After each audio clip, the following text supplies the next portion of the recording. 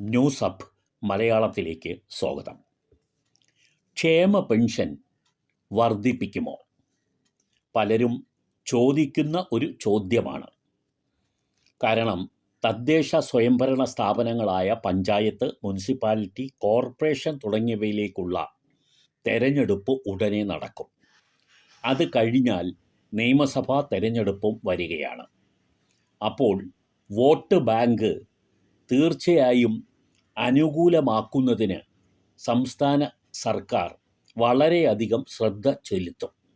അതുകൊണ്ട് തന്നെ ഏകദേശം 62 ലക്ഷത്തിലധികം ക്ഷേമ പെൻഷൻ വാങ്ങുന്നവരുടെ വോട്ട് സർക്കാർ ശ്രദ്ധിക്കുകയും ചെയ്യും. ക്ഷേമ പെൻഷൻ തുക വർദ്ധിപ്പിച്ചാൽ ഈ ക്ഷേമ പെൻഷൻ വാങ്ങുന്നവരുടെ വോട്ട് ലഭിച്ചേക്കും എന്നുള്ള ഒരു കരുതലിൽ നിന്നാണ് ഇത്തരത്തിലുള്ള ഒരു നീക്കം സർക്കാർ നടത്താൻ ഇടയുണ്ടെന്ന് പലരും സൂചിപ്പിക്കുന്നത്. നിലവിൽ 2 മാസത്തെ ക്ഷേമ പെൻഷൻ വിതരണം ചെയ്തുകൊണ്ടിരിക്കുകയാണ്. ഈ മാസത്തെ പെൻഷനും 1 മാസത്തെ കുടിശ്ശികയുമാണ് ഇപ്പോൾ നൽകിക്കൊണ്ടിരിക്കുന്നത്. അങ്ങനെ 3200 രൂപ വീതമാണ് ഓരോ ക്ഷേമ പെൻഷൻ ഗുണഭോക്താക്കൾക്കും നിലവിൽ ഇപ്പോൾ ലഭിച്ചത്. ഉണ്ടായിരുന്ന 2 മാസത്തെ കുടിശ്ശികയിൽ 1 മാസത്തെ തുക ഇപ്പോൾ നൽകുന്നതോടുകൂടി ഇനി 1 മാസത്തെ കുടിശ്ശിക മാത്രമാണ് കുടിശ്ശികയായി ക്ഷേമ പെൻഷൻകാർക്ക് ലഭിക്കാൻ ഉള്ളത്. 2ാം പിണറായി സർക്കാരിൻ്റെ കാലാവധി മെയ് മാസത്തിലാണ് കഴിയുന്നത്. അപ്പോൾ ആ മെയ് മാസത്തിന് മുൻപ് തന്നെ ക്ഷേമ പെൻഷൻ കുടിശ്ശിക നിശ്ചയമായും നൽകുകയും ചെയ്യും.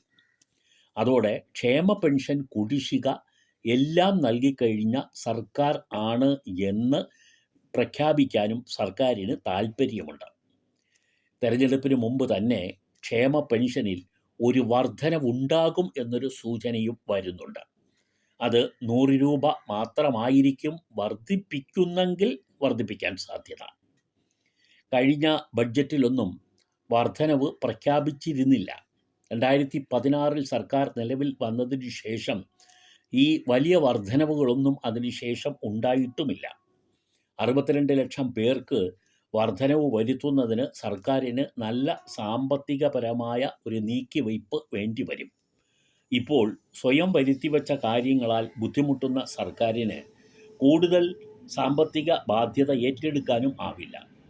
എന്നാൽ സർക്കാർ ഇറങ്ങി പോകാൻ സാധ്യതയുണ്ടെങ്കിൽ അത് ഒഴിവാക്കുന്നതിന് വേണ്ടി ക്ഷേമ പെൻഷനിൽ ഒരു വർധനവ് വരുത്തി ജനപ്രീതി നേടുക എന്നുള്ളത് സർക്കാരിൻ്റെ ചിന്തയിലുള്ള കാര്യമാണ്. എന്തായാലും ക്ഷേമ പെൻഷൻ കുടിശ്ശിക മെയ്യിന് മുമ്പ് തന്നെ തന്ന് തീർക്കാൻ ഇടയുണ്ട്. ഒരു ചെറിയ വർധനവ് ക്ഷേമ പെൻഷനിൽ ഉണ്ടാകാനും സാധ്യതയുണ്ട്.